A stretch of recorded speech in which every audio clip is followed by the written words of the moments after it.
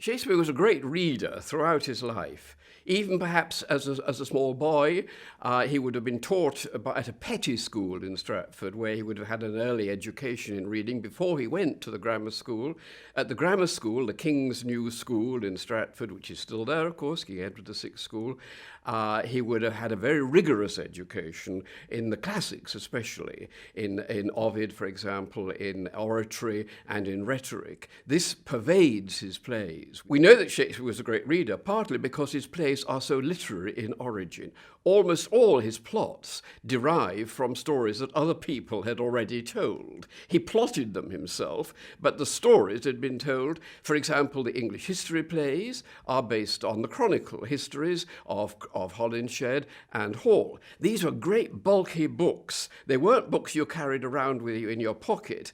They were books you had to use on a table. For the plays about Greek and Roman history, he used Plutarch. Plutarch was a Greek writer who wrote the lives of the Greek and Roman emperors. He read that one in translation. It was a very good English translation by Sir Thomas North. And sometimes he's so close to the actual wording. One of the most famous speeches in Antony and Cleopatra, for example, Enobarbus's description of Cleopatra on the barge, is at times word for word, phrase for phrase, taken from the translation of Plutarch.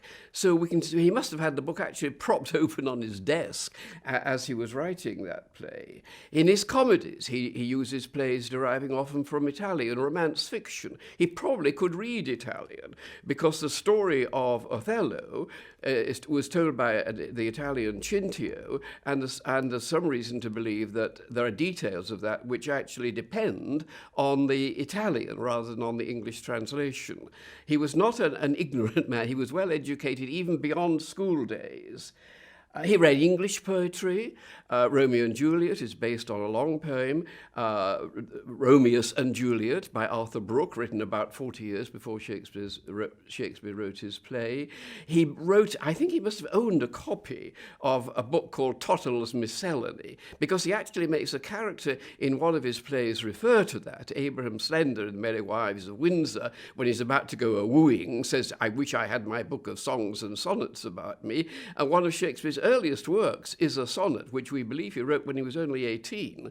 So he probably owned a copy of that English poem, not a school book in that case, something you would have for pleasure to go a-wooing with, just as nowadays. In fact, people quite often read Shakespeare's sonnets for inspiration in their own love affairs.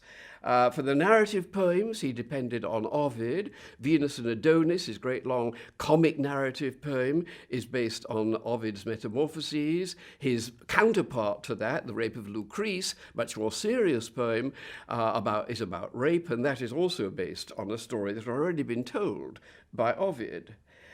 He read English fiction. Sir Philip Sidney's Arcadia lies partly behind King Lear, for example.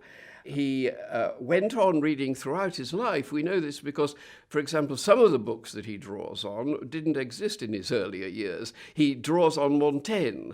Montaigne is a great volume of essays translated by Florio, which is quoted almost literally in The Tempest. That was not published until 1603. Similarly, in King Lear, he draws on a book about popish impostures, about witchcraft, by Samuel Harsnet, which also was not printed until 1603. He portrays readers, and in his last single-authored play, The Tempest, Prosper is sometimes thought of as a sort of self-portrait of Shakespeare himself, and Prosper actually says, "For that he knows I loved my books." One of the greatest speeches in The Tempest, again, "Ye elves of hills, brooks, and standing lakes," is almost word for word taken from Golding's translation of Ovid. So there's Shakespeare as a reader throughout his life, transmuting the books that he read into sometimes far greater literature than they themselves were. Sometimes he makes greatness out of dross, sometimes he transmutes what is already very fine into a different sort of greatness.